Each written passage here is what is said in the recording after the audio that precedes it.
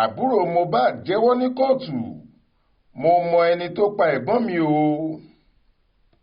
Àdúrà Alọ́ba tí í ṣe àbúrò àti ọmọ tí wọ́n bí lé olóògbé Ìléríolúwa Alọ́ba táwọn èèyàn mọ̀ sí Mohbad ti dárúkọ ẹni tó ní ó dá òun lójú pé ó pa bọ̀dá òun níwájú àwọn ìgbìmọ̀ tí wọ́n ń wádìí ikú tó pa Mohbad nílé ẹjọ́ tó wà ní agbègbè Ìta Ẹlẹ́wà nílùú Ìkòròdú nípínlẹ̀ Èkó ní Àdúrà ti là á mọ́lẹ̀ pé ọ̀rẹ́ àti kékeré ẹ̀gbọ́n òun ẹni tí wọ́n ń pè ní prime boy ló gbẹ̀mí Mohbad.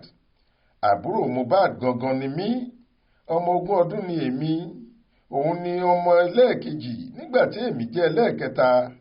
Ọ̀dọ̀ ẹ̀gbọ́n mi àti ìyàwó ẹ̀ ni mò ń gbé.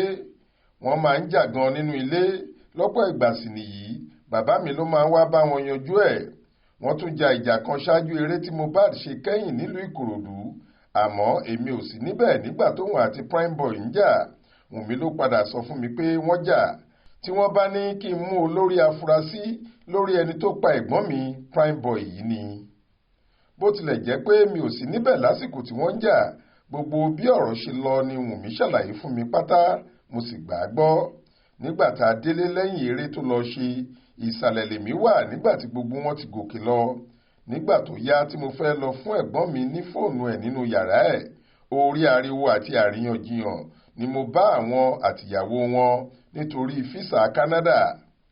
Kí nọ́ọ̀sì tó wá rárá, gágá ni ara bọ̀dá mi yà, bó tilẹ̀ jẹ́ pé mo rí ipa ẹ̀jẹ̀ ní ẹ̀gbẹ́ ìgúnpá ẹ̀ lọ́jọ́ túsídẹ̀ẹ́. Èmi ni mo ṣe índómì tí gbogbo wa jẹ lọ́jọ́ náà. Lórí ọ̀rọ̀ pé ẹ̀gbọ́n mi ní àrùn ọpọlọ, irọ́ pátá gbáà ni o.